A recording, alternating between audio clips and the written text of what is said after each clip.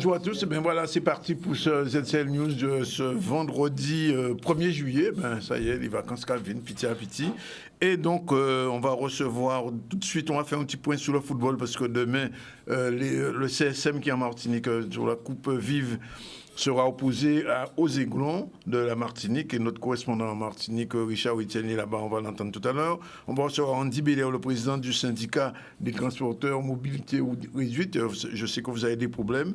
Et nous aurons, comme d'habitude, Jacques Davila et Isma Ogonin pour de l'eau en toute sauce. Bien, bonjour. Bonjour à tous bonjour, et monsieur, à tous. Bonjour, monsieur Belair. Bonjour, monsieur Zandouanis. Merci d'être là. On aura aussi Katia Mouniti, responsable du secteur contrôle employeur, parce que il y a du travail illégal et ça, la CGSS, l'URSSAF, il ne faut pas jouer avec ça. Ils ont envoyé 2 personnes, Alexander Lagrancourt, directeur adjoint du travail, responsable de l'unité régionale d'appui du contrôle de la lutte contre le travail illégal, direction de l'économie de l'emploi, du travail, des solidarités, de la dette, comme on les appelle. Il sera là tout à l'heure avec nous. Et puis on fera la chronique, les 2 chroniques, Marilène Ferdi-Riccio, Culture et Cinéma, son invité aujourd'hui sera avec elle. Je parlais de Madame Laetitia Pluton Le Brave et on va terminer avec Isabelle Faye. C'est quoi cette affaire? Voilà, le programme est chargé comme tous les vendredis, très lourd.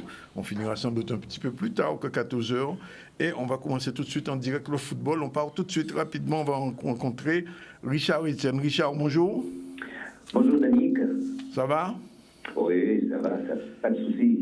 Bon, alors, vous êtes là-bas en Martinique, le CSM s'est qualifié pour cette Coupe Vive. Comment ça s'est passé en 2 mots? Oui, alors, écoutez, ce que je peux dire, c'est que nous avons vécu hier soir un grand moment de football. D'abord, il y a eu ce match qui a amené l'équipe du CSM à la qualification pour la finale, puisque le CSM était opposé au Gelda de Kourou. On sait que c'est une équipe qui est très redoutable. Mais Richard Albert, lui, il a su trouver les mots justes pour, déjà dans un premier temps, mobiliser sa troupe. Oui. Ça, c'est une première chose. Et puis les joueurs, certainement et sûrement, ont répondu à cet appel parce que dans la première période, c'est vrai qu'ils étaient un petit peu timorés parce qu'il faut dire que le Gilda de Kourou, c'est l'équipe championne de la Guyane et c'est une équipe qui est très, très physique aussi quand on voit le gabarit des joueurs coursiens, on peut supposer qu'ils allaient faire d'une bouchée bien avec cette équipe du CSM. Mais là, il fallait compter avec ces 2 joueurs qui ont été remarquables. Je vais parler donc des 2 buteurs, toujours Ludovic Gautin. On sait que c'est un buteur qui a énormément de qualité et qui a su trouver la marque de Ludovic Gautin. Et puis ensuite, derrière, c'était au tour de Willis Francione d'achever le travail. Donc c'est une qualification, je dirais, au vu du match, méritée pour cette équipe du CSM. Cela dit, Richard Etienne, demain, le CSM face aux Aiglons, ce ne sera pas un match facile.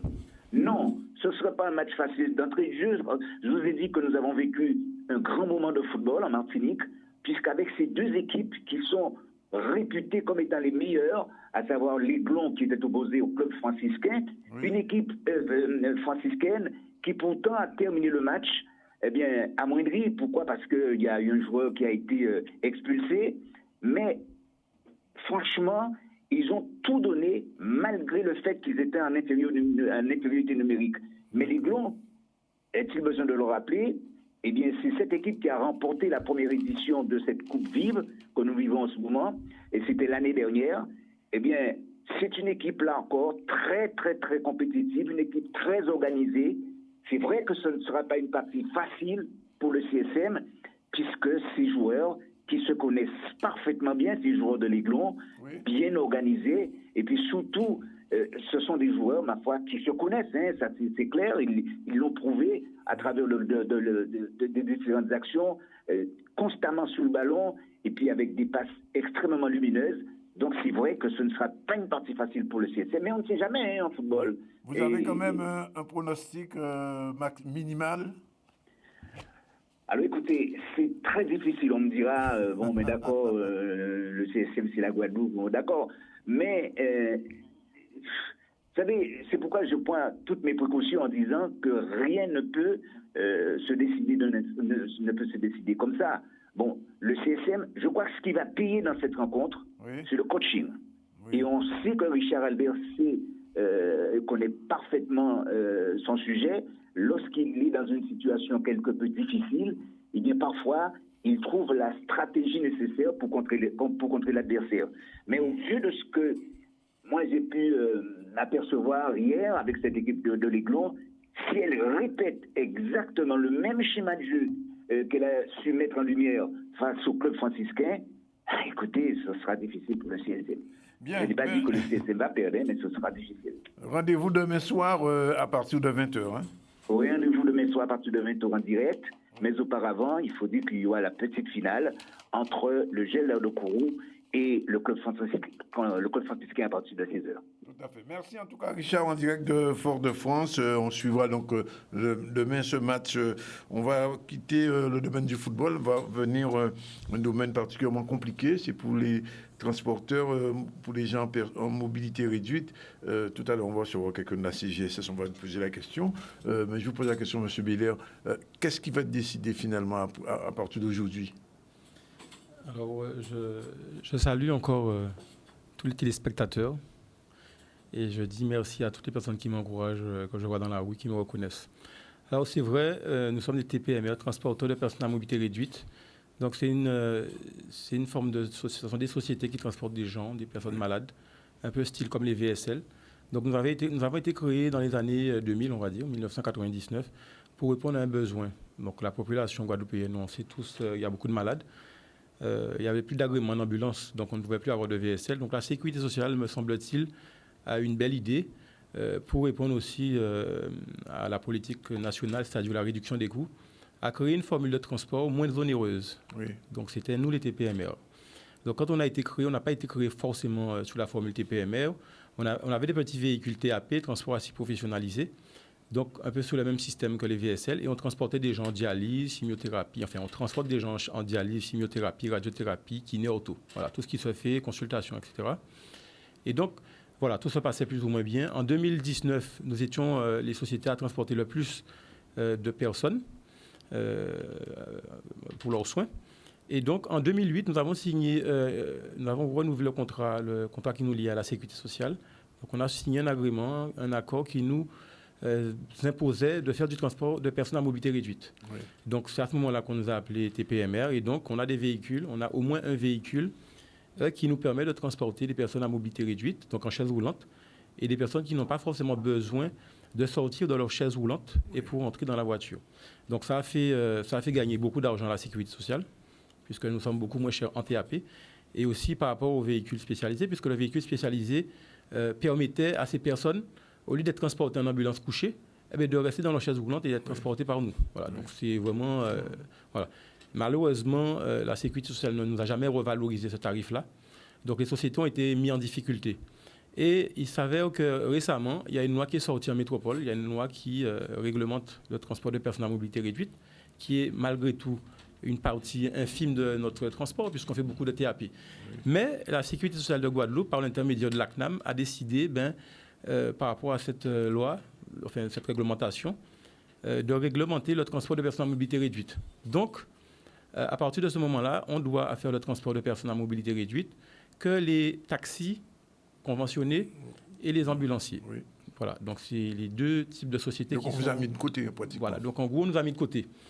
Donc, le directeur de la Caisse nous a envoyé un courrier nous disant, voilà, au 31 décembre 2021, vous allez être déconventionné, mais ne vous inquiétez pas, on va vous mettre dans un cadre réglementaire. Donc, on a négocié. Le 31 décembre approchant, j'ai demandé un report parce que le problème d'intégrer un cadre réglementaire n'était pas de notre fait, c'était du fait de notre partenaire qui n'arrivait pas à nous donner des garanties pour intégrer l'un ou l'autre des cadres. Donc, j'ai demandé à ce que ça soit reporté au 30 juin 2022. Donc, c'était hier. C'était hier, oui. Voilà. Mais encore une fois, on négocie. J'ai les parlementaires avec moi, j'ai pas mal de soutien, mais l'État ne veut rien entendre. Nous, à la base, nous, les TPME, on avait demandé un cadre réglementaire propre, spécifique aux Antilles. Oui. On sait tous qu'en Guadeloupe, tout ce qui a rapport avec le sanitaire est compliqué. Donc, nous fonctionnons, on transportait des gens, tout se passait bien, on ne gênait personne. Donc, l'idéal pour nous, c'était vraiment de protéger la profession. Oui. On nous a refusé cela. Donc, on est rentré dans les négociations pour intégrer un cadre réglementaire. Cela dit, après 2 ans, la Sécu qui nous propose d'intégrer un cadre réglementaire ambulance ou taxi, oui. Quand on a fait une réunion avec l'ARS qui délivre les agréments ambulance, l'ARS nous dit qu'il n'y a pas de possibilité. Donc, la Sécu vous propose d'intégrer un cadre réglementaire et finalement, 2 ans plus tard, on vous dit que ce n'est pas possible. Ouais. Donc, c'est du traquenard. En même temps, sans vous couper, en même temps, il y a une date réglementaire. Ça veut dire que vous êtes en train de négocier sous contrainte. Oui. Sous contrainte. Oui. Donc, ça veut dire qu'à partir d'aujourd'hui, vous n'avez plus le droit de transporter les... Alors, non. C'est-à-dire qu'il y avait un contrat individuel qui était proposé par la Sécurité sociale. Ce oui. contrat individuel-là a pour but de faire une transition de 3 ans pour laisser les sociétés de TPME d'intégrer un cadre réglementaire. Oui. Mais je vais rentrer dans le débat, dans le détail, parce que, encore une fois, nous les TPME, on n'est pas là pour poser problème. Du moment qu'on fait ce qu'on doit faire, c'est-à-dire rendre un service à la population. Puisqu'on n'est pas là par hasard, on ne transporte pas des animaux, on transporte oui. des gens malades. Oui. Donc, on a accepté de signer ce contrat-là, mais on a demandé à la Sécu, avant de signer ce contrat-là, de changer un certain nombre de choses qu'ils n'ont pas voulu. Donc, par exemple, on demandait des garanties pour entrer, par exemple, dans le cadre réglementaire taxi. On a compris que c'était fermé en ambulance, donc on a voulu faire l'effort pour aller vers le taxi. Mais encore une fois, ce n'est pas si simple que ça. Quand vous voulez être... si on doit passer dans le cadre réglementaire taxi, il faut qu'on ait des autorisations de stationnement. D'accord ? Un taxi doit avoir une autorisation de stationnement. Nous avons plusieurs véhicules. Donc, ça veut dire que pour pouvoir prétendre avoir une flotte de véhicules, oui. il faut avoir des ADS d'avant 2014. Et là, c'est un autre problème. Donc, ça veut dire qu'il faut qu'il y ait des personnes qui partent à la retraite pour pouvoir nous les vendre. Oui. Puisque s'il n'y a pas d'ADS, on ne peut pas fonctionner. Nous sommes environ 23 sociétés. Ça fait une 150aine d'ADS. Donc, on a demandé des garanties par rapport aux ADS. On n'a pas eu de garantie. On a demandé aussi des garanties par rapport au prix. Parce que vous imaginez... Ça coûte combien à peu près pour... j'ai même pas envie de dire le prix. Vous savez pourquoi ?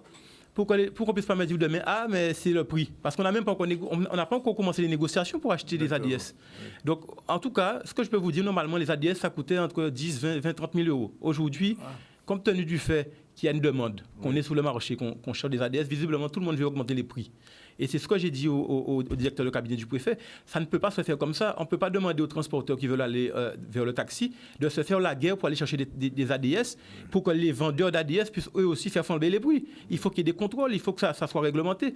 Et aujourd'hui, on nous a imposé, sous risque d'être déconventionné, de signer justement ce contrat-là, nous laissant soi-disant 3 ans pour pouvoir avoir des ADS et fonctionner. Donc, en fait, la Sécu vous dit, on vous donne 3 ans pour vous mettre en conformité. Donc, on a juste 3 ans pour se faire la guerre, pour chercher les ADS, les trouver, les acheter et se mettre en conformité. Et vous savez, si l'ADS, je vous donne un prix moyen, disons l'ADS, si elle coûte 40 000 euros. J'ai un collègue qui a 10 voitures. Oui, donc il a 400 000 euros. 400 000 euros. Donc, il doit faire un prêt à sa banque de 400 000 euros pour acheter des ADS, qu'il ne sait même pas s'il va trouver. Donc, c'est vraiment pas normal. Et j'ai beaucoup milité pour ne pas signer ce contrat individuel pour pouvoir trouver un accord avant. Parce qu'on ne peut pas vous dire, écoutez, sous la menace d'un fusil sous la tête, vous signez ça ou vous disparaissez. C'est ce qui a été fait. Ouais. Moi, j'ai demandé à mes adhérents de ne pas signer ce contrat-là. Mais malheureusement, ce qui s'est passé, c'est que la Sécurité sociale a intimidé, je le dis clairement, a intimidé certaines sociétés. La date rapprochant et ne voyant rien venir, les sociétés ont commencé à avoir peur. Certains ont signé et donc on s'est retrouvé dans une situation où on n'avait pas eu le choix. Donc hier, j'ai demandé à toutes les sociétés de signer ce contrat-là. Malheureusement, l'avocat nous l'a conseillé parce que si on ne la signait pas, comme on était déjà en infériorité, ça aurait posé un problème. Donc en tout cas, aujourd'hui, nous avons tous signé ce contrat-là, mais il est très précaire et la situation n'est pas réglée. Donc la négociation va continuer. La négociation doit continuer. Oui. Elle doit continuer. Oui. Donc vous avez 3 ans pour entrer dans le cadre réglementaire ou disparaître pratiquement. C'est pas écrit comme cela, mais c'est exactement cela. C'est pour ça que j'ai toujours dit sous les zones, c'est un contrat. En fait, c'est comme si on vous dit, vous allez mourir demain, enfin en parlant de hier, parce que c'était hier le dernier délai, vous allez mourir aujourd'hui si vous ne signez pas. Oui. Mais si vous signez, vous allez mourir dans 3 ans. Qu'est-ce que vous préférez, mourir aujourd'hui ou mourir dans 3 ans? Donc on a décidé, non pas de signer pour mourir dans 3 ans, mais on a décidé de signer pour continuer le combat. Voilà. Et donc, ça veut dire que vous allez continuer la négociation? Ça veut dire qu'on va continuer. Moi, j'ai la chance d'être soutenu avec mes collègues. On a la chance d'être soutenu par certains politiques, certains parlementaires. Oui, hier, la question a été posée, j'ai vu, par les 4 parlementaires. Oui. Exactement. Ça fait très longtemps que les 4 parlementaires me suivent. Et ce qui me rend plus triste dans l'histoire, et je suis vraiment affligé. Parce que comment vous pouvez me dire que tous les parlementaires me soutiennent? Tous les parlementaires me soutiennent et ça ne suffit pas. Donc ça veut dire qu'au final, les parlementaires n'ont pas, leur voix ne porte pas. Mais il faut se poser la question. Il faut qu'on se pose la question. Il faut qu'on se pose les bonnes questions. Oui, oui. Bien. Ben, M. Bellet, on vous souhaite du courage. Kembe, pas la guerre, comme on dit. Et puis, on va suivre cette affaire. De toute façon, on aura l'occasion souvent de vous revoir. Alors, est-ce qu'un dernier mot rapidement, est-ce qu'il y a un prochain round de négociation prévu déjà? Alors, on avait fait une réunion avec M. Riquelme, le directeur de cabinet du préfet, et on lui avait demandé à ce qu'on puisse rencontrer la région, pour que la région puisse revoir l'aide qu'il pourrait apporter pour l'acquisition des ADS. Et moi, j'avais demandé aussi qu'il y ait une sorte d'organisme qui puisse récolter les ADS et pour faire un prix moyen à tout le monde. Donc, M. Riquelme m'avait promis de se rapprocher d'un membre de la région. Donc, j'attends son coup de fil. S'il ne m'appelle pas, je l'appellerai. Mais ce n'est pas parce qu'on a signé ce contrat-là qu'il faut que tout le monde puisse penser que tout est réglé et qu'il parte sans nous aider. Voilà. OK, merci M. Bellet. C'est moi qui vous remercie de m'avoir donné l'opportunité de parler. Non, mais c'était normal, c'est un problème. Vous savez, la matière au moins bien fonctionner avec les autres, donc ça y est. Ben oui, voilà. Voilà. L'eau en toute sauce. Bonjour Jacques, bonjour Ismaël. Vous avez entendu. Bonjour à toutes, bonjour à tous et bon courage, M. Beller. Ah oui, absolument. Alors, aujourd'hui. Alors, aujourd'hui, on va parler de refond à les tranches. Alors, vous savez que là, on va distribuer de nous, on peut faire une obligation de avoir au moins 2 factures dans l'année. D'accord. Il ne peut pas avoir un seul. Mais tu as 2 systèmes en Guadeloupe, tu as des tranches trimestrielles, tous les trimestres, le camion facture, et 3 semestriels. Alors, ils viennent proposer, syndicat là, SMGAG, proposer, qu'ils ont encore tous les 4 mois. 4 trimestres. Ouais. Alors, oui, donc, on fait des calculs, tout ça, pour faire en sorte que le monde n'a pas perdu. Déjà, pour le monde qui parle de l'argent, il vaut mieux faire par trimestre, vous comprenez?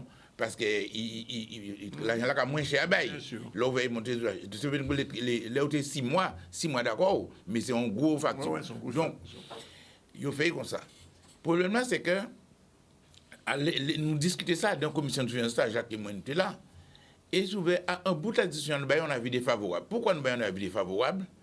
C'est que là où on a gardé, c'est quoi proposer pour le fond là, ils font cet habitant, mais une habitant à côté, par exemple, on évoque un aspect, parce qu'on facture ces habitants, c'est un parti qui est basé sur quantité de l'eau ou consommée, et un parti fixe. D'accord. Comment non? Pas fixe, c'est quoi que c'est l'abonnement. Le problème, c'est que depuis longtemps, nous avons interpellé cette question à la part fixe. Mais nous avons posé beaucoup de questions là. Nous avons dit, bon, qui j'ai examiné la question à plafonnement à la part fixe? Parce que depuis en 2007, en disposition de réglementaire, fort, part fixe, ça ne peut pas dépasser 30% de consommation là. Est-ce qu'il plafonné, sauf dans les villes touristiques ou bien les villes communes rurales, très rurales, il va à 40%. Donc, des communes qui sont exonérées, en communes très touristiques, exonérées des plafonnements là. Mais pour nous, pour tous les restants, il y a plafonnement. Mais c'est pas même ça qui existe. Ils disent que consulter ça bizarre nous parce que en direct que nous bon que machin que ils dirigent le service pour toute la Guadeloupe. Et c'est ils viennent présenter nous bien là qui refont là, ils viennent présenter nous refont là. Alors on dit oui d'accord puisque facture là il y a débiteur il y a pas fixe là et il y a machin là. Je vais poser cette question là qui ont quoi traiter question là qui ont envisager. Peut-être qu'on étudie, oui, alors il y a pas de manœuvre. Mais ça, nous voulons dire, c'est que c'est très important. Parce que, vous savez, l'idée là, il ne faut pas payer plus abonnement qui a consommé de l'eau. Est-ce qu'on prend un abonnement là? Parce que ça veut dire que service là, ou qu'on fournit là, et bien, ou qu'on a volé, parce qu'on a fait payer un paquet habitant alors que lui, il consomme très peu d'eau. Et l'idée là aussi, c'est pour faire cette économie à de l'eau. C'est pour parce que plus vous consommez de l'eau et c'est un bitin qui bon, plus vous l'idée là, plus vous consommer, plus vous dépenser. Bon, donc eh bien dans ça aussi, ce qui n'a pas connu. Admettons ou pas là, ou parti 6 mois ou pas là à Kazao. alors vous pouvez payer quand même, ou pas, alors vous consommer. Oui, ou un abonnement. Mais, et si vous venez 6 mois pour procédure là, ou vous faites 6 mois par exemple, eh bien, vous voyez que là, vous calculer. Il faut descendre, parce que parmi 6 mois là, on partit là, 30% à zéro, zéro consommation, c'est zéro. Est-ce que vous comprenez? Donc c'est ça. Alors c'est ça que nous devons tenir en compte. Et effectivement, comme nous ne pas tombés d'accord, nous baillons un avis défavorable. Mais même si la commission a un avis défavorable, le syndicat peut passer autre. Oui. Mais nous savons que nous ne sommes pas d'accord, parce que nous soutiennent les usagers. D'accord. Alors, peut-être parce que nous... Oui, juste pour compléter, parce que en fait, ça se traduit, passer d'une facturation trimestrielle à une facturation quadrimestrielle, ça se traduit par une économie financière de charges pour le syndicat. Oui. Nous représentons les usagers, nous sommes d'accord pour la soutenabilité du syndicat, que ces comptes soient équilibrés, que ce soit un outil équilibré dans l'intérêt de la communauté. Mais nous ne pouvons pas permettre de faire des surcoûts, parce que ça se traduit par un surcoût pour l'usager, parce que ce sont les usagers que nous représentons. Donc nous avons à charge et mandat de défendre leurs intérêts. Nous ne pouvons pas augmenter, parce que le rapport 3 sur 4 veut dire 33% d'augmentation. Donc ce n'est pas défini, on a en face des gens qui viennent défendre des points de vue qui ne tiennent pas la route. Il n'y a pas une concession de fait, parce que jamais il n'a été pris en compte depuis le 1er septembre 2021, des desiderata de la commission de surveillance et de la représentation des usagers. J'en veux pour preuve que le budget supplémentaire a été voté dernièrement sans qu'il soit passé, comme l'exige la loi, en préalable, devant la commission de surveillance. Donc c'est une affaire, et les Guadeloupéens vont ou les SMGAG, si nous faisons annuler par référé au tribunal administratif cela, ils vont se mettre à pleurer parce qu'on ne pourra pas les payer. Ouais. Ensuite, le règlement de service sur lequel nous avons voté contre, parce qu'ils ont fait un règlement de service qui est, pour reprendre le problème qui arrive à M. Belair et à ses mandants, c'est un règlement de service léonin qui ne laisse aucune perspective, aucune possibilité aux usagers. Ils font ce qu'ils veulent. Jusqu'à maintenant, les factures sont déjà émises et mises en recouvrement, y compris en procédure de recouvrement forcé pour certains, alors que les règlements de service doivent être distribués soit par voie informatique avec l'accord de l'usager ou par voie postale et tout. Jusqu'à ce jour, ce n'est pas fait. Donc, en plus, la loi est formelle en matière du Code de commerce et de droit de l'information. Vous devez informer au préalable l'usager ou le consommateur 1 mois avant de l'augmentation que vous souhaitez faire. Ceci n'a jamais été fait. Donc, on se retrouve dans une situation ubesque où le pangalisme et le wellélisme sont de mise, et ces gens se croient que dans cette espèce de SMO baptisé SMGAG, on va reproduire les mêmes errements, habitudes et pratiques que nous avons dénoncées, ce qui a conduit à faire ce SMO pour aller dans le sens de l'intérêt général, apporter une contribution au pays pour améliorer la qualité du service. On nous demande de faire nos mandants accepter de payer plus de trésorerie quadrimestriellement sans leur fournir de compte, sans nous fournir d'explications. Hein, c'est ils bon comme ça, tais-toi, paye. Nous ne sommes pas des vaches à lait et très bientôt ils vont découvrir les arcanes de la justice. Vous allez voir s'ils vont rigoler. D'ailleurs, juste pour conforter ce que je vous avais annoncé déjà, vous avez vu le livre Kawike Lilo Belzo est sorti et j'espère que... Je l'aurai bientôt. Vous ferez une émission dessus parce qu'il faut faire une visioconférence et même les faire venir si besoin est. C'est possible parce qu'il est anormal que nous ayons autant d'eau produite et qu'on puisse, comme des sangsues sur une vache éthique, continuer à sucer le sang pour tuer l'usager alors que l'usager n'a besoin que du service qu'ils payent. C'est tout ce que nous demandons. Nous ne leur demandons même pas de nous aimer, nous n'avons pas de rancune contre personne, nous n'avons pas de prévention, nous n'avons pas de préjugés, nous demandons seulement que la loi soit respectée.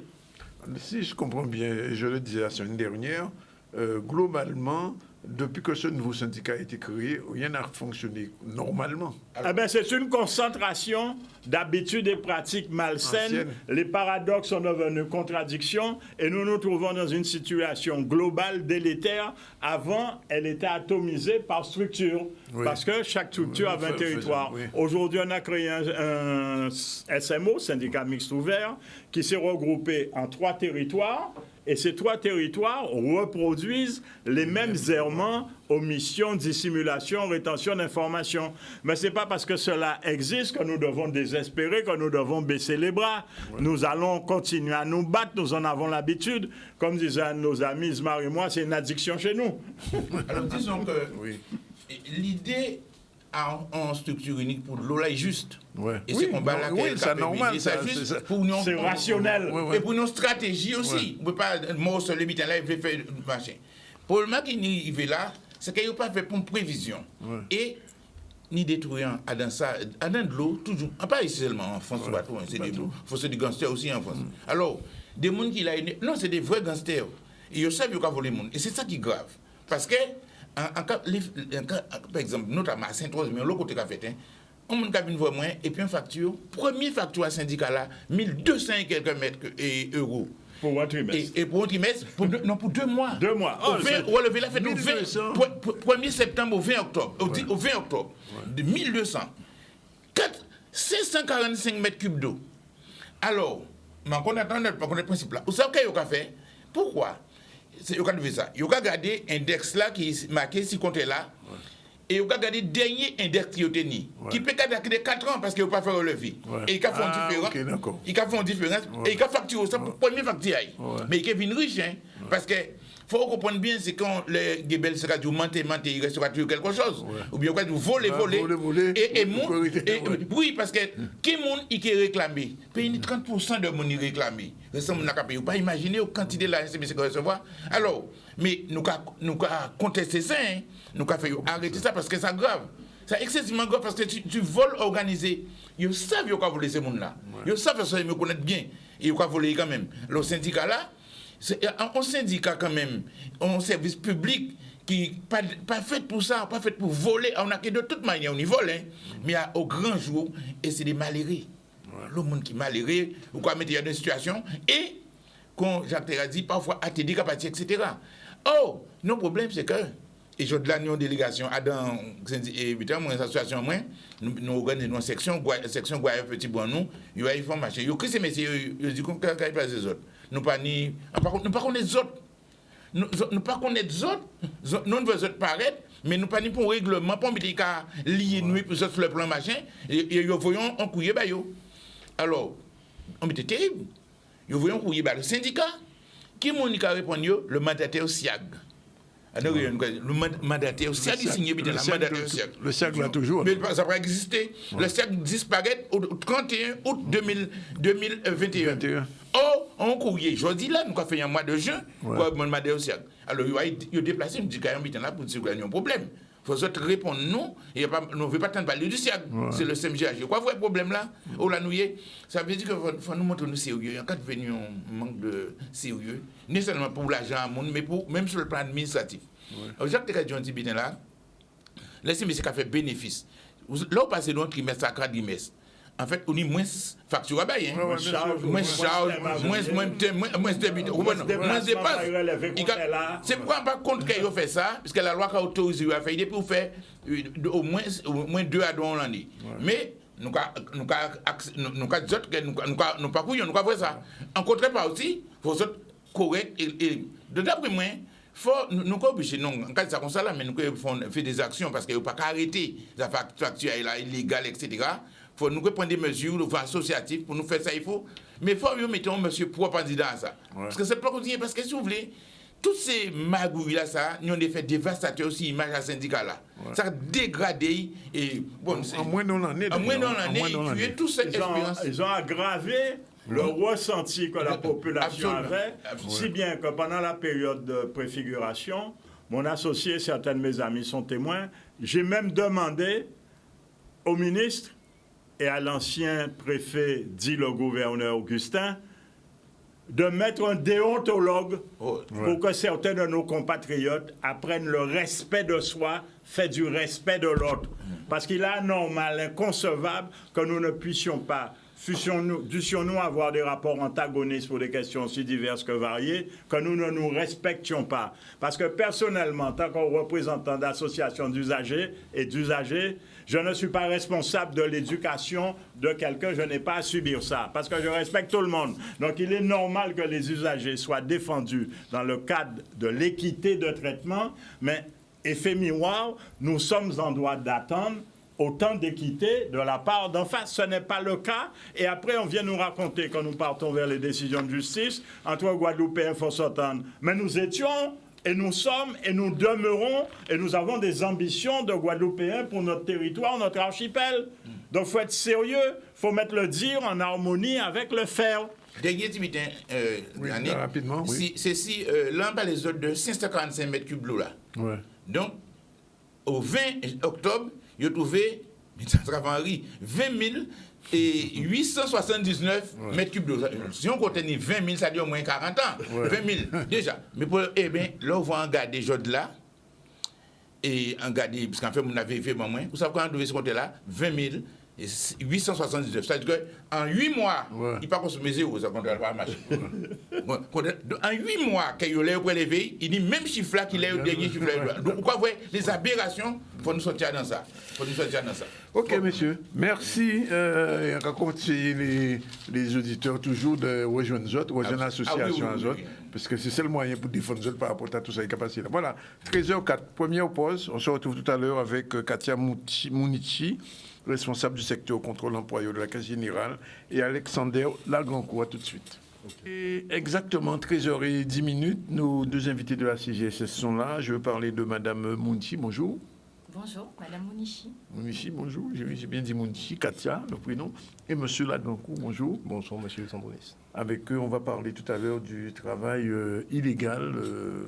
On va d'abord définir ça, mais avant, on fait un petit tour du côté de l'actualité, puisque hier soir, il y avait un contrôle routier à la sortie de Pointe-à-Pitre, du côté de l'université. Et Olivier Moradel était sur place. On va faire un petit peu le bilan avec lui. Oui, évidemment, depuis le début de l'année 2022, malheureusement, on est sur la lancée de 2021, qui est une mauvaise lancée avec des drames sur les routes qui sont trop récurrents. On essaye d'y mettre fin, on multiplie les contrôles pour sensibiliser les gens, mais aussi pour effectuer de la répression et dissuader les mauvais comportements. Alors, c'est pas un lieu qui est accidentogène en soi, mais c'est un lieu où les gens vont consommer de l'alcool au niveau de la marina, surtout un jeudi soir. Et là, on effectue essentiellement un contrôle alcoolémie. Donc c'est pour ça qu'on a choisi ce lieu, c'est un lieu de fête. Les gens ne vont pas forcément avoir d'accidents sur le rond-point même, mais ils risquent d'avoir des accidents si on les laisse sortir de ce périmètre alcoolisé. On effectue des contrôles tout le temps, mais on les accentue pendant les heures et pendant les moments qui sont les plus accidentogènes. Pendant les vacances, avec le relâchement qui va avec, les soirées alcoolisées, on va multiplier les contrôles alcoolémie pour éviter qu'il y ait des drames. Très bien. Il est 21h. Est-ce que vous avez déjà un premier bilan peut-être ? Non. Le contrôle a été mis en place il y a environ 10 minutes. Donc on pourra avoir un bilan à la fin, mais c'est pas un objectif chiffré qu'on a. C'est vraiment essayer de faire changer les comportements. C'est ça, on essaie d'être dissuasif et de rappeler aux gens que c'est trop bête de mourir sur la route. Bon, je me rappelle que c'est normal hein, que le contrôle. Parce que on peut dire n'importe quoi qu'a fait ici, là, il faut j'ai qu'à contrôler. Oui, ça peut être possible pour la sécurité aussi. Voilà, aussi. C'est très bien qu'il devrait y en avoir des plus fréquents. Oui, mais il faut les faire aussi à 2-3 heures du matin, puisqu'il y a pas mal de choses qui se passent là sur ce petit rond-point.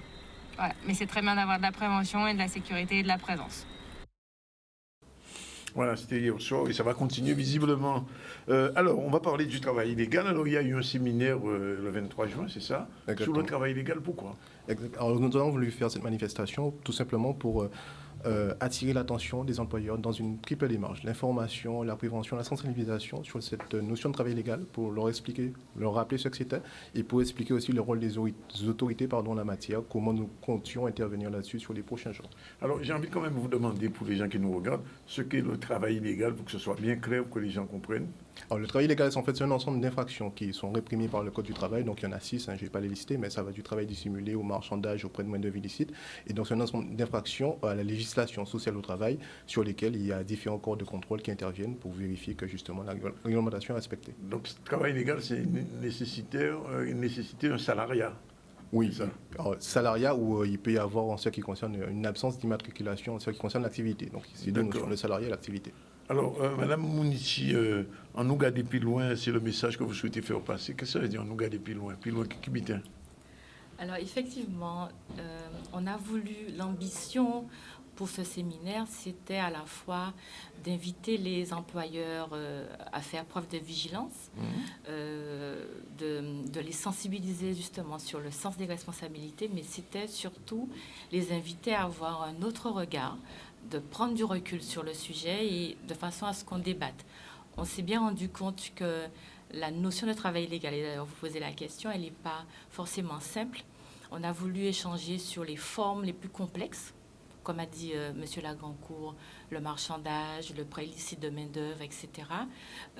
Quelle différence qu'on peut voir avec la dissimulation d'activité ou la dissimulation d'emploi salarié. Donc c'était important qu'on pose le débat, Oui. mais aussi qu'on regarde, qu'on ait un regard un petit peu plus profond et plus optimiste sur le sujet et de voir comment on peut ensemble mettre en place les leviers pour ne plus avoir recours au travail illégal.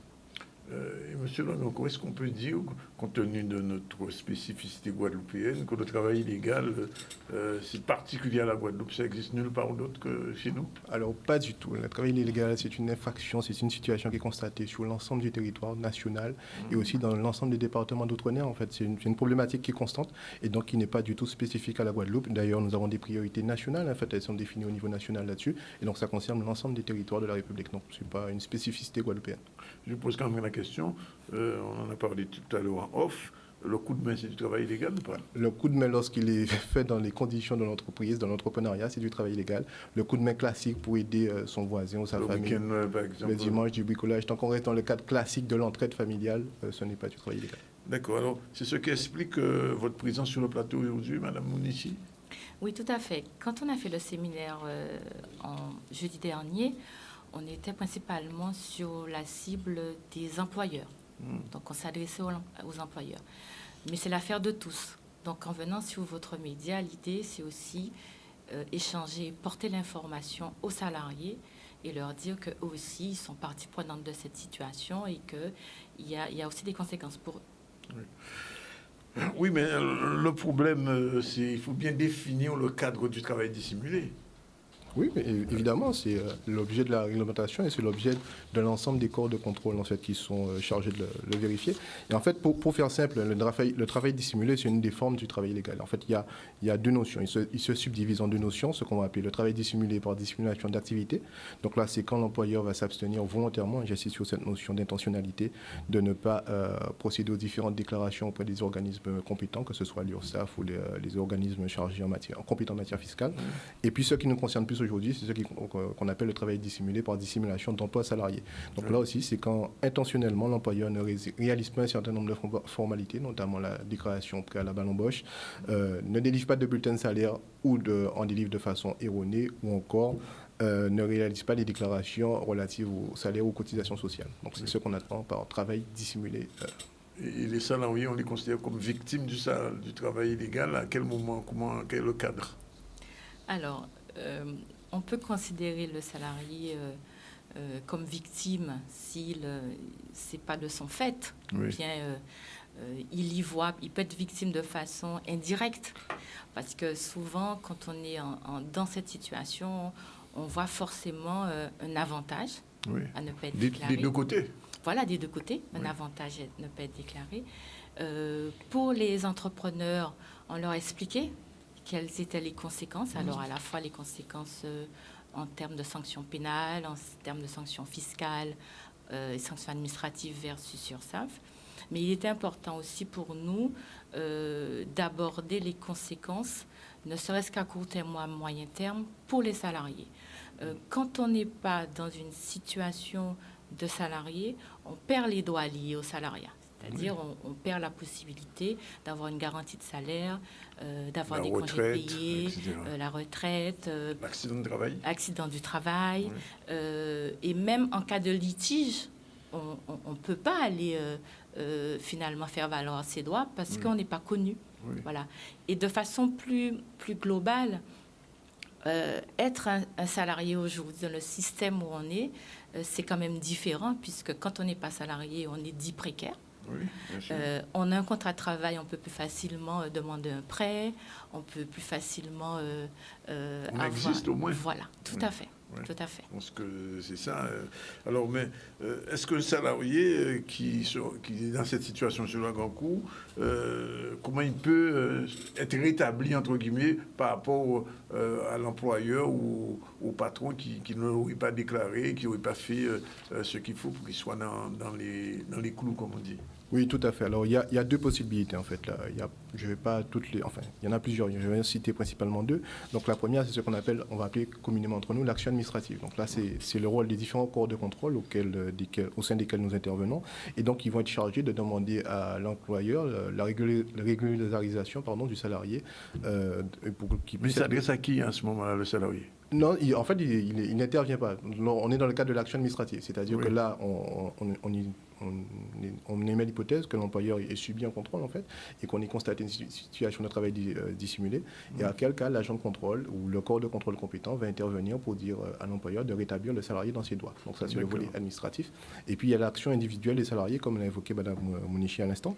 Et en fait, le salarié qui est victime de travail dissimulé, en fait, dispose d'actions civiles devant les tribunaux, principalement devant le Conseil des prud'hommes, pour faire valoir ses droits. Et donc, à ce titre, il pourra demander à obtenir la réparation des préjudices qu'il a subis durant cette période. Oui. Et donc, ces contrôles, comment ils s'organisent, Mme Mounichi?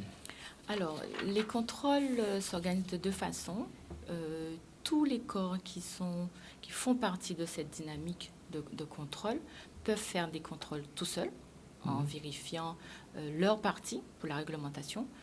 Mais on peut aussi faire des actions concertées sur le territoire.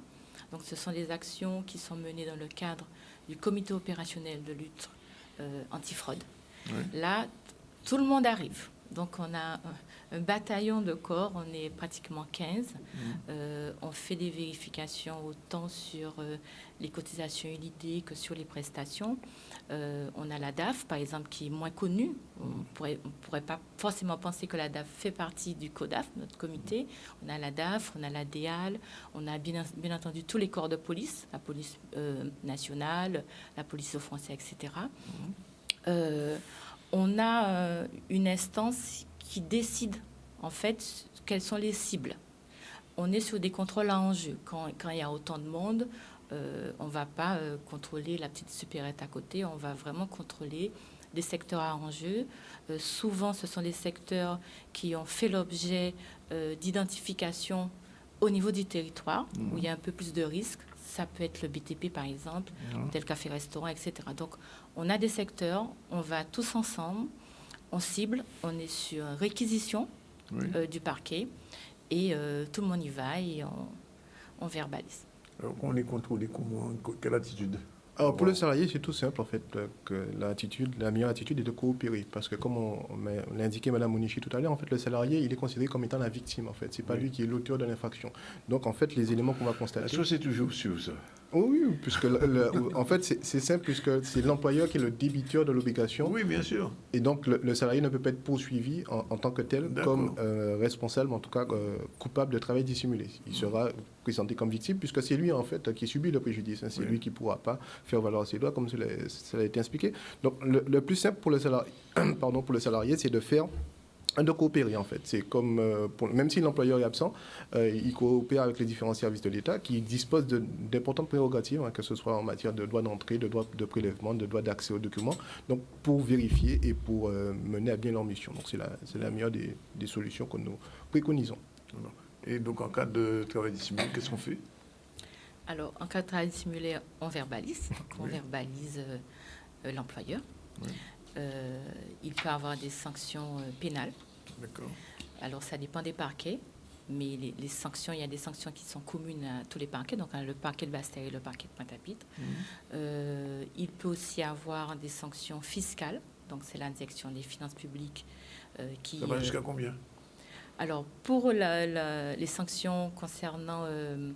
on a des sanctions en termes de... comment dire? d'interdiction, on peut avoir Oui. d'interdiction d'exercice. Oui. On a aussi des sanctions financières. Il y a des sanctions au niveau de l'URSSAF. Donc, on récupère les cotisations qui n'ont pas été versées, on rétablit le salarié dans ses droits. Il y a une chose qui fait mal souvent, c'est qu'on a des majorations, plus on récupère les exonérations. Donc, on bénéficie de beaucoup d'exonérations chez nous, notamment l'exonération LODEOM. Et quand on vous récupère l'exonération LODEOM et on va jusqu'à 5 ans, ça fait mal. Donc, on se retrouve vraiment, comme on dit chez nous, sauce là, parivette, cliché qui passe. Qui viennent là.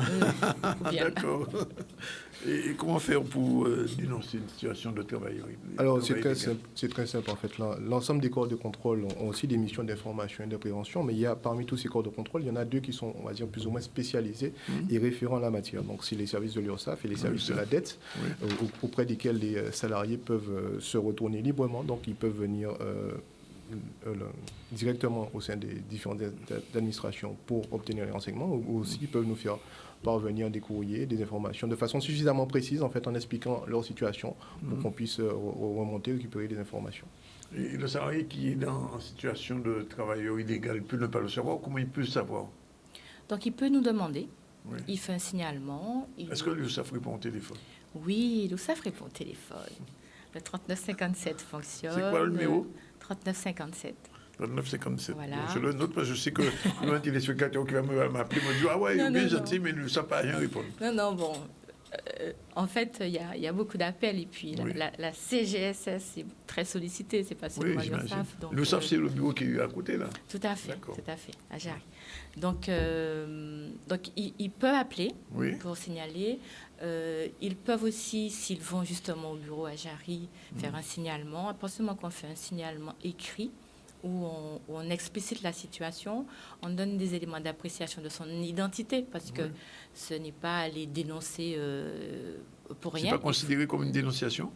Il faut que l'information... C'est un signalement. C'est un signalement. Voilà, il faut que l'information elle soit précise. Oui. Il faut que la personne s'identifie. Oui. Ce qu'il faut savoir quand même, parce que très souvent les gens hésitent, il faut savoir que les gens qui récupèrent les signalements sont tenus par la confidentialité du signalement. Oui. Donc voilà. Donc il n'y a pas de crainte. On ne va pas débouler à l'entreprise et dire que votre employé est tel. Voilà. On est vraiment tenu par la confidentialité. Donc il ne faut pas hésiter. Le sujet est vraiment important. Il est important à court terme, il est important à long terme. Et on doit vraiment changer nos pratiques. Alors, j'insiste sur un point quand même, M. Lagancourt. Vous, à quel moment le salarié peut savoir qu'il n'est pas déclaré officiellement? Alors, il y a un premier élément qui intervient, c'est dès l'embauche. Parce qu'en fait, la déclaration préalable à l'embauche, comme son nom l'indique, doit intervenir avant l'embauche. 8 jours avant. 8 jours avant, justement. Et donc, du coup, lorsque l'employeur réalise cette formalité, il reçoit un récépissé. Et au moment de l'embauche, il doit fournir une copie de ce récépissé. Donc, si le salarié n'a pas reçu cette déclaration d'embauche, c'est qu'il est... Il y a une suspicion qu'il ne soit pas déclaré. On peut considérer aussi que l'employeur a oublié de lui remettre le document. Alors là, on a parlé du point de vue du salarié, du point de vue du patron, de l'employeur. Quelles sont les formalités? Alors, c'est pareil, c'est l'employeur qui fait la déclaration préalable à l'embauche. Et l'employeur doit aussi fournir les autres documents, contrat de travail, fiche de paie, etc. Il faut aussi savoir que le fait d'avoir un contrat de travail et une fiche de paie, ça ne veut pas forcément dire ni qu'on est déclaré, ni que l'employeur cotise. Ça va jusque-là? Ben oui, ça va jusque-là et souvent jusque-là. Voilà. Donc, il faut être vigilant. Et si on a un doute, ça ne coûte rien de nous demander est-ce qu'on a fait l'objet d'une déclaration préalable? Est-ce que l'employeur cotise pour nous? Parce que la conséquence, c'est qu'on n'a pas les droits à retraite. Oui. Donc, quand l'employeur ne cotise pas, il y a des gens qui réalisent, quand on fait des fois des contrôles, on réalise que les gens, on n'a jamais cotisé pour eux. Je pose la question quand même, elle n'est pas là. Vous contrôlez les collectivités? Bien sûr. Alors, on contrôle les collectivités dans le cadre, en tout cas nous, dans le cadre du contrôle normal, puisqu'on fait des contrôles comptables d'assiettes, donc on contrôle les collectivités. Après, là, on est dans le cas du travail illégal, du D'accord. travail dissimulé. Oui, oui, Alors, sauf si on a un signalement, sauf s'il y a des raisons. Par contre, les collectivités peuvent être impactées par notre contrôle dans le cadre de la forme complexe dont on parlait de travail illégal, quand il y a de la solidarité financière. C'est-à-dire qu'on peut, par exemple, une collectivité a donné un marché à un prestataire et ce prestataire-là a été verbalisé en situation de dissimulation d'activité. Donc on peut se retourner, oui, la solidarité financière vis-à-vis du donneur d'ordre, parce qu'on peut se retrouver dans plusieurs cas où on peut considérer que le donneur d'ordre n'a pas vérifié, donc c'est son devoir de vigilance, son devoir de diligence. Et parce que, par exemple, vous donnez un marché à un prestataire, vous savez par rapport au coût que vous allez lui donner, matériellement, il ne pourra pas assurer le contrat. Donc, vous le mettez plus ou moins dans une situation où il va frauder. Donc, on considère que vous n'avez pas vérifié s'il était à jour, vous n'avez pas usé de votre devoir de vigilance. Donc, on peut vous tenir solidairement responsable de la situation de travail dissimulé. Dernier point, comment éviter ça, le travail dissimulé? Le plus simple, c'est d'éviter d'y avoir recours déjà, quand on est employeur, parce que comme on vous l'a expliqué, les sanctions sont colossales. Et pour les salariés, en fait, c'est de vérifier systématiquement, d'avoir cette démarche de vérifier pour savoir où j'en suis au niveau de ma carrière. Et dès le début, au niveau de l'embauche, est-ce que le nécessaire a été fait? Je vais faire une petite remarque. Un jour, j'avais fait l'interview d'un responsable de sécurité sociale. Il m'a dit, si on mettait à plat tout le travail dissimulé des entreprises en Guadeloupe, pas intéressé pour entreprise de bout. Bon, c'était juste une conclusion. En tout cas, je vous remercie. C'est normal. Il y aura une campagne qui va être lancée contre le travail dissimulé. Alors pour l'instant, on a fait cette action de sensibilisation en direction des employeurs. Aujourd'hui, on vient parler précisément aux salariés pour leur dire faire attention parce que finalement, notre système de protection sociale, il est protecteur, mais il est protecteur quand on est dedans. Bien sûr. Quand on est à côté, on n'est pas protégé pour les risques. Bien, on vous remercie, Monsieur Lagancourt et Madame Mounichi. J'espère que les téléspectateurs qui nous regardent, surtout les salariés et les employeurs, ont compris le message et que, comme on dit en créole, bois derrière, sûrement. Tout à fait. 13h32. Merci pour beaucoup. La deuxième pause. On se retrouve tout à l'heure pour la chronique de Madame Marilène Ferdi-Richo. À tout de suite. Il est exactement 13h39. Notre dernière chroniqueuse est déjà arrivée. Isabelle Faye, ça va? Ça va, bonjour. Bonjour. Bonjour, Daniel. On va parler de quoi dans un instant? On parlera d'une personne qui a été réintégrée dernièrement. Ça arrive quand même. Ça arrive, ça arrive. Bon. Exactement. On en parle dans un instant. Pour l'heure, on retourne vers la chronique ICC News. C'est parti.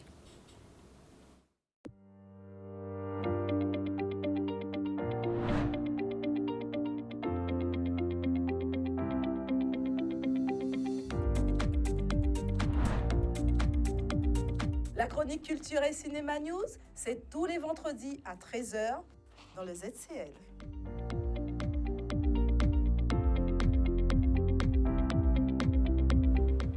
Et comme elle dit si bien, c'est tous les vendredis. On est vendredi. Bonjour Marilène. Bonjour Danick. Tout va bien? Très bien. On approche de la fin pas de la chronique, de l'année scolaire. On approche de la fin de l'année scolaire, donc c'est vrai que tout va pour le mieux. Encore 1 semaine et demie à tenir. Hein. Oui, il faut la tenir. Pour le mieux. D'accord. Alors, on a qui comme invité aujourd'hui? Alors aujourd'hui, avant de parler de l'invité, si tu le permets, on va déjà présenter la structure et dire de quoi on va parler. Aujourd'hui, on va présenter le GRETA de la Guadeloupe. On va aussi parler de l'alternance, expliquer un peu ce que c'est que l'alternance, mais surtout insister sur les aides destinées aux entreprises pour qu'ils puissent recruter des alternants. Oui, parce que c'est vrai que les entreprises n'ont pas toutes les informations quelquefois, et il y a beaucoup d'alternants qui restent au bord de la route. En effet, et surtout qu'il y a des aides qui viennent de la France, mais aussi de la collectivité régionale. D'accord. C'est parti donc. Alors, notre invité? Alors, notre invité n'est autre que la directrice opérationnelle du GRETA Guadeloupe, Madame Laetitia Lebrave. Bonjour Laetitia. Bonjour à tous, bonjour Danick, bonjour Marilène. Ça va? Ça va. On tient c'est la dernière semaine aussi. Pas pour nous, mais c'est pas pareil. on travaille encore en juillet, il faut préparer la rentrée. Ah ouais, c'est vrai. Enfin, il y a quand même des vacances prévues. Ah ben oui, il en faut. Ok.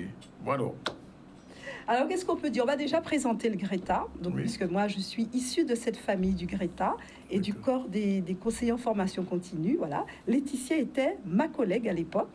Donc, c'est pour ça que vous aurez peut-être... On a un terrain connu, là. Ah, on a un terrain connu. On n'arrête pas de rire depuis qu'elle est arrivée. Voilà. On va essayer de garder notre sérieux pour quand même présenter. Alors, le Greta, c'est un acronyme et qui veut dire groupement d'établissements. Donc, le Greta Guadeloupe qui a été créé en 2019 dans sa forme actuelle, c'est le regroupement de 3 Greta, à savoir le Greta de Basse-Terre, le Greta de Grande-Terre et le Greta du Levant que vous pouvez retrouver au lycée hôtelier. Et donc ce groupement, donc on peut y retrouver les lycées de la Guadeloupe et de l'archipel, ainsi que les collèges, sauf Saint-Martin qui, lui, a son propre Greta qui s'appelle Greta de Saint-Martin et de Saint-Barthélemy. Alors, qu'est-ce qu'on peut dire sur les Greta? Donc, c'est un centre déjà de formation, c'est un organisme de formation continue qui propose des offres de formation dans tous les secteurs. Donc, ça va du bâtiment au service à la personne. Et pour ce qui nous intéresse, l'audiovisuel, le cinéma et les industries culturelles et créatives. Est-ce qu'on peut dire que le Greta ou les Greta font de l'apprentissage? Beaucoup. Les Greta ont toujours fait de l'alternance. Mais depuis la création du Greta en 2019, en tant qu'entité unique pour l'archipel, ils ont renforcé leur alternance. Et c'est la raison pour laquelle, et notamment dans le domaine qui nous intéresse, l'audiovisuel et le cinéma. Et donc, oui, le Greta travaille dans l'alternance. Mais on va quand même expliquer spécifiquement ce que c'est que l'alternance. Oui, c'est important, ça. Alors là, quand on parle d'alternance, on peut dire que l'alternance permet de former sur un métier. Donc, quand on parle d'alternance, on parle de métier. Mais l'alternance aussi, comme son nom l'indique, ce sont des périodes pratiques en entreprise et des périodes théoriques dans le cadre des organismes de formation.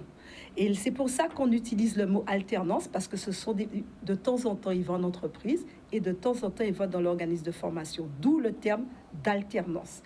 Tout en sachant que la proportion de temps passé en entreprise est beaucoup plus importante que celle passée en organisme de formation.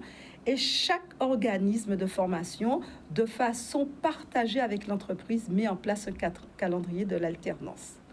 Alors l'alternance, la durée en général, c'est de 6 mois à 1 an. Et ça s'adresse à un public très spécifique. Donc ce sont des personnes âgées de moins de 30 ans. Et ça concerne 2 types de contrats. Le contrat d'apprentissage et le contrat de professionnalisation. On va demander à Madame Lebrave de compléter un petit peu. Oui, alors moi, je peux parler en particulier du contrat d'apprentissage aujourd'hui, qui s'adresse effectivement à un public âgé entre 16 et 29 ans. Et quand on est en situation de handicap ou quand on est en création ou reprise d'entreprise, on peut aller au-delà de 30 ans. Mais pour ça, il faut rentrer dans un dispositif particulier. Et en fait, ce dispositif, donc il y a un dispositif à la fois pédagogique, comme Marilène l'a dit, mais également réglementaire et financier, permet aux entreprises de pouvoir recruter leurs futurs salariés, par exemple, tout en les formant en alternance entre le CFA et des périodes en formation en entreprise accompagnées par un maître d'apprentissage ou un tuteur. Et comment ça s'organise, ça se met en place ? Alors pour cela, il faut faire appel à un CFA tel que le Greta. Donc le Greta de la Guadeloupe propose des formations qui relèvent de différents certificateurs. Donc comme par exemple l'éducation nationale qui vont du CAP au BTS, les diplômes qui vont du CAP au BTS. On propose également des formations universitaires qui vont de ce qu'on appelle la licence professionnelle jusqu'au Master 2, mais également des titres qui relèvent du ministère du Travail, qui vont du niveau 3, donc du niveau CAP jusqu'au niveau 6, le niveau licence. Alors, en tout état de cause, il faut se rapprocher du CFA, donc du Greta, et pouvoir, si on ne sait pas quelle formation on cherche, mais en tous les cas, savoir quel métier on veut faire. Et ensuite, les conseillers en formation continue vont orienter les différents candidats vers la formation qui correspond à leur projet professionnel. Oui. Alors, juste un dernier mot quand même pour les entreprises. Madame Ferdi disait tout à l'heure qu'il y a quand même des aides qui sont accordées aux entreprises dans ce cas-là. Oui, alors pour les entreprises, l'objectif de recruter un apprenti, c'est soit parce qu'on veut, au bout du compte, recruter un salarié et donc former à la culture d'entreprise, etc. Ou alors on veut participer à la formation des jeunes. Et donc pour cela, l'État donne des aides incitatives. Hein, et puis depuis la pandémie, l'aide a été doublée pendant la première année. Donc on est passé d'une aide de 4 000 € à une aide de 8 000 € sur la première année, qui est découpée en 12 mois en général, et qui est perçue chaque mois. Donc chaque mois, l'entreprise paye son apprenti et ensuite elle reçoit l'aide. D'accord. Qu'est-ce qu'on peut ajouter d'autre, Marie-Hélène? Alors, qu'est-ce qu'on peut ajouter d'autre? Que la campagne de recrutement commence. Donc moi, je m'adresse à toutes les entreprises qui sont dans le secteur de l'audiovisuel et cinéma. Il faut savoir que le Greta de la Guadeloupe a mis en œuvre le BTS en alternance, donc qui est à Pointe-Noire, notamment sur toutes les options, mais on sait que c'est l'option son-image qui vous intéresse, vous, chef d'entreprise. Donc, il y a des aides de la collectivité régionale, de l'État, comme l'a indiqué Laetitia. Donc, vous pouvez nous contacter via le campus. Hein. Donc, je crois que les coordonnées vont s'afficher à l'écran. Hein. Donc, pour tous ceux et celles qui sont intéressés, et bien sûr, vous pourrez retrouver toutes ces informations sur nos réseaux sociaux. Donc, vous avez l'adresse qui s'affiche à l'écran. Et comme d'habitude, il y a une petite offre d'emploi. Non, c'est pas cette fois-ci. Alors oui, alors c'est toujours la même. Alors il faut savoir le lycée de Pointe-Noire, mais je profite aussi pour inclure tous les lycées, et y compris le Greta Guadeloupe, propose des missions de service civique dans des domaines variés. Hein. Donc, si vous êtes intéressé par une mission de service civique, il faut savoir que la mission est rémunérée et que ça s'adresse à tout type de jeunes de moins de 25 ans, y compris les étudiants qui font leurs études. Ils peuvent bénéficier de cette aide. Vous pouvez nous contacter. Donc, il faut savoir que le lycée de Pointe-Noire recherche des jeunes pour pouvoir animer un ciné-club, mais aussi faire de l'aide aux devoirs. Donc, vous pouvez nous contacter et nous adressons votre candidature, ainsi que des assistants d'éducation, pas que le lycée de Pointe-Noire, mais il faut savoir que l'ensemble des lycées de la Guadeloupe. Voilà, je crois que tout est dit pour cette chronique pour aujourd'hui. On se retrouve la semaine prochaine. Vendredi 1er juillet, comme d'habitude, à 13h. Et on remercie Madame Lebrave. Merci d'être venue. Merci à vous d'avoir reçu. À bientôt. Oui, j'espère. Super.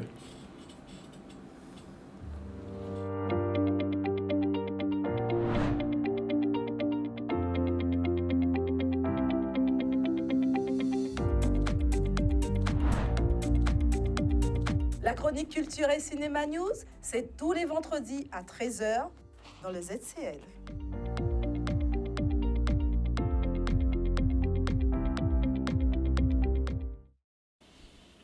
Oui, il est un petit peu plus que 13h, mais enfin bon, on va continuer. Il est à 13h47 et on est avec nous.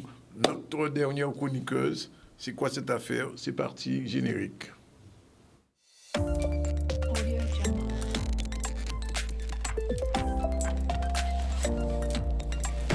C'est quoi cette affaire? Voilà. Bonjour, chère Isabelle. Et donc aujourd'hui, on va parler de l'obligation, une fois de plus. Bonjour, Danick. Oui, effectivement. Et comme je le disais tout à l'heure, mais ce qu'il y a d'assez surprenant dans cette décision, c'est que le Conseil de prud'homme a donné raison à la salariée, et ça fait la 3e décision qui a été rendue en France de cette nature, et qui demande donc à l'employeur de réintégrer, sauf que dans ce cas, l'employeur refuse de réintégrer, malgré la décision, malgré la décision du Conseil de prud'homme. Mais pourquoi l'employeur refuse de réintégrer? Parce qu'il considère qu'il a appliqué la loi. Il considère qu'il a appliqué la loi du 5 août 2021. Et la loi n'est pas remise en cause. Et la loi n'est pas, en tout cas, ni abrogée, ni et continue d'être effective. Oui. Donc finalement, ce qui se passe, c'est que on a une instabilité juridique. Oui. Parce qu'on ne sait pas finalement sur quoi se fonder pour soit sur la loi du 5 août qui demande la suspension, ou alors sur des dispositions générales qui, elles, sont complètement contraires à l'esprit de la loi du 5 août 2021, puisqu'on va voir que cette salariée, en fait, c'est une salariée qui n'est pas en contact de personnes dites vulnérables. Donc, finalement, qui n'est pas concernée directement par la loi du 5 août 2021, qui a été donc promulguée dans le dessein de protéger les personnes dites vulnérables. Donc cette salariée a donc mis en avant cet argument et son avocat a donc développé un certain nombre de fondements juridiques pour préciser que la salariée n'était pas en contact de personnes dites vulnérables, donc n'était pas concernée par la loi. Et le Conseil de prud'homme, finalement, lui a donné raison sur un fondement aussi qui est très intéressant, c'est-à-dire que la sanction pécuniaire est interdite dans le cadre donc, du contrat de travail. Et voilà. Mais dans ces cas-là, la personne peut faire appel. Mais l'employeur a fait appel. Oui. L'employeur a fait appel de la décision. Oui. Mais ce qu'il y a dans ce dossier, c'est que l'employeur, lui, considère, l'argument que la partie adverse met en avant, c'est que finalement, il n'a fait qu'appliquer la loi du 5 août 2021. Oui. Mais sauf que, comme on disait depuis le départ, dès le départ de ces chroniques, finalement, progressivement, et parce que la loi a trouvé donc ses limites dans son application, il y aura de plus en plus de décisions qui iront dans ce sens. Oui. C'est-à-dire que l'employeur aujourd'hui, il a appliqué la loi sans regarder réellement tout le contour en fait de cette loi du 5 août 2021. Parce que la loi du 5 août 2021, certes, elle a été promulguée, mais il aurait été important aujourd'hui de regarder concrètement pour l'employeur d'abord s'il a la capacité totale de suspendre un salarié, parce qu'il faut regarder au cas par cas. Les situations sont différentes d'un salarié à un autre. La salariée en question n'était même pas en contact avec des... C'est ça. Oui. Elle n'était pas en contact avec des personnes dites vulnérables. Et autre chose que je pense qui est assez important à souligner, c'est que finalement, vous savez que la loi du 5 août 2021 précise à l'employeur qu'il doit, au bout de 3 jours, convoquer son salarié pour regarder avec le salarié tous les moyens qui auraient permis d'éviter la suspension du contrat. Et dans ce cas-là, que dit la salariée? La salariée dit, mais attention, moi je suis effectivement, je travaille dans cette structure, mais l'employeur aurait pu me proposer de me réaffecter, de me mettre dans un autre service. Et ça n'a pas été fait par l'employeur. Et ça, cette condition qui est finalement explicitée dans la loi du 5 août 2021, qui précise que l'employeur doit prendre toutes les mesures nécessaires pour éviter finalement, en fait c'est implicite, c'est pas explicite, éviter finalement la suspension du contrat, mais les employeurs ne l'ont pas fait, ça. Il y a des salariés aujourd'hui qui, dans le cadre de l'exercice de leurs fonctions, peuvent être réaffectés sur d'autres postes qui ne nécessitent pas forcément le vaccin, d'être vacciné, mais ça n'a jamais été fait. Ça n'a jamais été fait. Donc finalement, c'est l'employeur qui, lui, se trouve fragilisé dans son pouvoir de direction, mais surtout parce qu'aujourd'hui, les sanctions, c'est quoi? C'est la réintégration, mais c'est aussi des sanctions financières, pécuniaires, à l'encontre de l'employeur. Alors finalement, l'employeur, dans ce cas, il a été donc... il y a un rappel de salaire sous astreinte de l'employeur de 30 jours de retard. 30 jours de retard. Au moment de la notification de si la salariée n'est pas réintégrée. Donc finalement, c'est l'employeur qui doit supporter toutes ces difficultés financières. Donc c'est pour ça que j'ai dit que ce n'est pas un conflit employeur-salarié. On se trompe en fait, ce n'est pas un conflit employeur-salarié. C'est une loi qui crée un vide, pas un vide juridique, mais en tout cas qui vient en opposition avec des dispositions légales qui, elles, ne vont pas dans le même sens que la loi du 5 août 2021. Donc on est en fragilité au niveau, une certaine fragilité juridique, une certaine instabilité juridique qui se crée du fait de l'application de cette loi du 5 août. C'est quand même assez logique. Je veux dire, depuis le temps que cette loi est appliquée, on se rend bien compte qu'aujourd'hui... Il y aura bientôt un an. Il y aura bientôt un an. On est en juillet déjà. Exactement. Ouais. Voilà, donc, tout ça, c'est vrai que je l'avais déjà souligné, mais il me paraissait important de relever cette décision qui est quand même, pour moi, inédite. Parce que, d'abord, parce qu'aujourd'hui, implicitement, le Conseil de prud'homme dit à l'employeur qu'il n'a pas cherché toutes les mesures nécessaires qui auraient évité la suspension. Il y a ça. Et puis aussi, on a en tout ça, l'employeur qui refuse de réintégrer malgré la décision du Conseil de prud'homme. Voilà. Bien, alors j'ai un petit complément d'information. Je sais que hier, les 4 députés, nouveaux et anciens, je vais parler de Serva, Mathiasin, votre ami Mathiasin, que vous connaissez bien. Ah bon?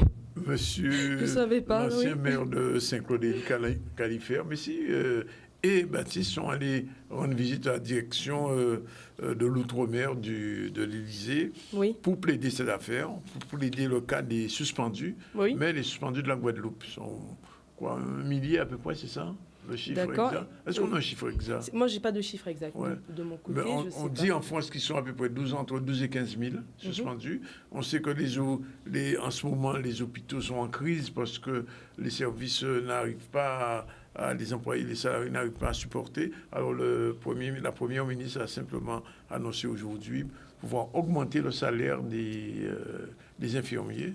D'accord. Mais pour l'instant, la réintégration n'est pas encore à l'ordre du jour. Le sera-t-elle bientôt, puisque le nouveau gouvernement va être nommé dans les jours qui viennent. Comment il s'appelle? Macron a fini sa tournée internationale, il rentre au Bercail, et donc la ministre... Mais oui, mais c'est... Il rentre au Bercail, oui. Mais oui, D'accord. la première ministre, Madame Borne, si elle n'est pas trop bornée, elle devra... Première chose, elle doit, dans les jours qui viennent, nommer un nouveau gouvernement, des nouveaux membres. Et donc, il y a 3 ministres qui n'ont pas passé le cap des législatives.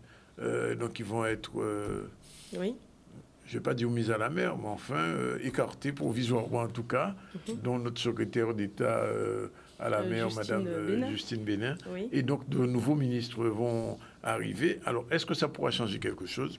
That is a question. En tout cas, la loi, pour l'instant, elle est toujours appliquée. Et le prud'homme, finalement, et on finira là-dessus, le prud'homme n'a pas tellement de possibilités. Non, mais c'est pas ça. C'est-à-dire qu'elle crée un trouble, finalement. Oui. Et c'est ça. Et c'est, en fait, finalement, le droit, la loi est là pour préserver, en tout cas, la stabilité juridique. Et là, on se rend compte que cette loi du 5 août 2021 crée du désordre. Ouais. Incontestablement. Alors, j'ai une actualité quand même, puisque je me déplace sur la Martinique par rapport au livre. Oui. Je serai donc à la librairie Cultura. Oui, Ce sera de Fort-de-France. Oui. Ce sera donc mercredi, de 9h à 13h. Oui. Et il y aura une autre librairie. C'est celle de... Je recherche rapidement l'information. Donc, on a celle de Fort-de-France à Cultura et à Ducos. Non, pas la fac, et c'est à Ducos. Je ferai de toute façon passer l'information. Oui. Et voilà. Donc, c'est deux événements sur la Martinique. De Radio Martinique aussi? Normalement, ce sera prévu, mais en tout cas, il y aura 3 séances de dédicaces sur la Martinique. Donc, c'est dire que le livre est toujours d'actualité, puisque la loi du 5 août est toujours d'actualité. Exactement. Voilà. Mais merci en tout cas pour cette... avant-dernière chronique de la saison. Oui. Je pose la question déjà, on vous retrouvera l'année prochaine en chronique? Bien sûr.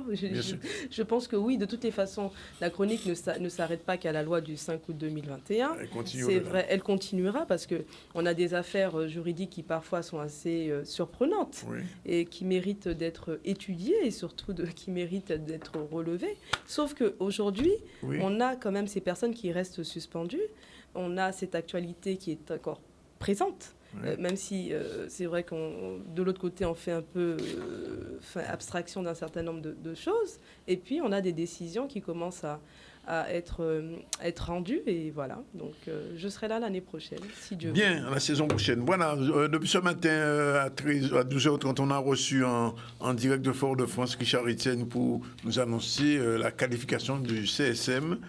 Face aux Aiglons, ce sera demain, match de la finale de la Coupe Vive. Ensuite, nous avons reçu Andy Belair, président du syndicat des transports des personnes à mobilité réduite. Avec lui, on a fait le point sur la situation de ce secteur, situation un petit peu compliquée en ce moment.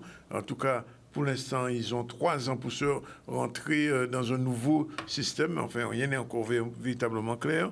Comme chaque vendredi, nous avons eu nos diététistes de Loïs Maroguenet et Jacques Davila. Après, on a reçu Katia Mounouchi et Alexander Lagrancourt, qu'Isabelle connaît, qui est directeur adjoint du travail, responsable de l'unité régionale d'appui de contrôle à la lutte du travail illégal. Et il était accompagné de Katia Mounouchi, responsable du secteur contrôle employeur. Et puis la chronique de Marilène Ferdi-Ricciu, comme tous les vendredis. ICC News, elle a reçu aujourd'hui Madame Laetitia Pluton-Lebrave. Et puis on vient de terminer avec Isabelle. Sinon, on a parlé du contrôle routier qui s'est fait effectuer hier soir à la sortie de la Marina. Et donc, on demande justement aux gens de faire de plus en plus attention parce que le nombre d'accidents n'a pas cessé d'augmenter depuis quelques jours. Voilà, c'est fini pour aujourd'hui. On se retrouve lundi et si la réalisation était assurée par... Ah, oui, oh là là, en tout cas, oublié. Parole à pays là. Sourit en farine sec. Il guette qu'on sourit en farine sec. Ah, tiens. Il est heureux comme un poisson dans l'eau. Alors là, content qu'on sourit en farine sec. C'est Onadia qui a choisi ça dans la l'aise pour parler créole. Comme tous les jours, ce petit parole à pays-là, sourit. Alors, qu'on sourit en farine sec. On va dire ça là, en premier. Il est qu'on sourit en farine sec. Il est pas mal, il est heureux comme un poisson dans l'eau. Voilà, c'est avec ce petit mot d'humour qu'on va terminer la semaine du ZCL. On se retrouve à partir de lundi, pas de problème. Bon week-end à vous. Isabelle, bon week-end. Bon week-end, Danick, et bon week-end à tout. En Guadeloupe ou à Marie-Galante? À Marie-Galante. À Marie-Galante, comme d'habitude? Oui. Avec le sirop de Marie-Galante. Le sirop batterie, oui. Et le rhum de Marie-Galante aussi. Et le rhum. Voilà, nous parlons toutes là. Voilà, c'est fini.